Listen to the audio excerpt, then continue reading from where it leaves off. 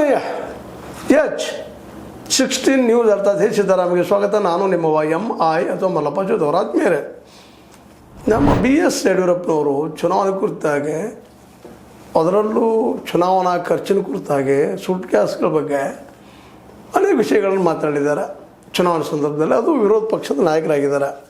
ಅಡ್ಡಿಲ್ಲ, ಒಳ್ಳೆ ಮಾತುಗಳನ್ನು ಮಾತಾಡಿದ್ದಾರೆ. ಏನು ಮಾತಾಡಿದ್ದಾರೆ ನೋಡೋಣ ಅದನ್ನು.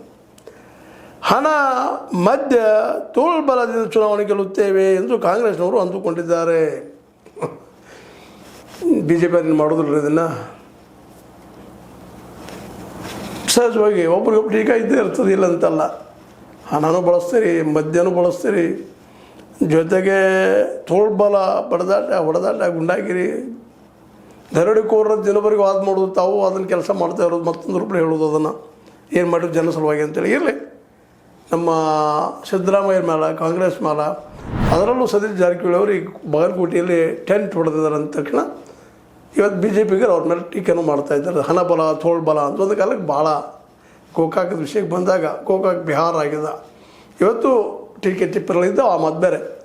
ಹಂಗೆ ಇಲ್ಲೇ ಆಗ್ತದೆ ಬಾಗಲಕೋಟೆಯಲ್ಲಿ ಅನ್ನುವಂಥದ್ದು. ಇದೇ ವಿಷಯಲ್ಲೇ ನಮ್ಮ ರಮೇಶ್ ಕತ್ತಿ ಅವರು ಬಾಗಲಕೋಟೆಗೆ ಬಂದಾಗ ಇಂಥ ಒಂದು ತೋಳ್ಬಲ ದರೋಡೆಕೋರರು ಬರ್ತಾಯಿದ್ದಾರೆ, ತಡಿ ಸಣ್ಣ ಬಂದಿದ್ದೀನಿ ಇಲ್ಲೇ ಅನ್ನುವಂಥ ಮಾತು ಮಾತಾಡಿದ್ರು. ಭಾಳ ಚಲೋ ವಿಷಯ. ಅದೇ ಕಾಲಕ್ಕೆ ಅವ್ರ ಪಕ್ಷದವರು ಅದು ಪಾಲಿಸಬೇಕು ಅನ್ನೋದು ಇಲ್ಲಿ ಒಂದು ಸಣ್ಣ ಸಲಹೆಯನ್ನು ಕಾಂಗ್ರೆಸ್ಸಿಗರು ಕೊಡ್ತಾ ಇದ್ದಾರೆ. ಇಲ್ಲಿ ನೋಡೋಣ ಮುಂದೆ ಹೇಳ್ತಾರೆ ಅವರು. ಜನರ ನಿರ್ಧಾರದ ಮುಂದೆ ಅವುಗಳು ಪ್ರಯೋಜನಕ್ಕೆ ಬರುವುದಿಲ್ಲ. ಜನ ಒಮ್ಮೆ ನಿರ್ಧಾರ ಮಾಡಿದ್ರೆ ಹಣಬಲ, ತೋಳ್ಬಲ, ಮತ್ಯಾವ ಬಲ, ಯಾವ ಬಲ ಇಲ್ಲ, ಜನಬಲ ಒಂದ ಅನ್ನೋ ಮಾತನ್ನು ನಮ್ಮ ಯಡಿಯೂರಪ್ಪನವ್ರು ಮಾತಾಡ್ತಾ ಇದ್ದಾರೆ. ಬೇರೆ ಒಬ್ಬ ವ್ಯಕ್ತಿ ಮಾತಾಡಿದ್ದಾರೆ, ರಾಜಕೀಯ ಅಲ್ಲದ ವ್ಯಕ್ತಿ ಅಥವಾ ಒಬ್ಬ ಯಾರೋ ಸಮಾಜ ಸುಧಾರಣೆ ಮಾತಾಡಿದ್ರೆ ಅಡ್ಡಿಯಲ್ಲಪ್ಪ ಅಂತಿದ್ವಿ. ಬಟ್ ಇವ್ರ ಮೇಲೂ ಆರೋಪಗಳು, ಗಣಗೋರ ಆರೋಪಗಳಿದ್ದಾವೆ.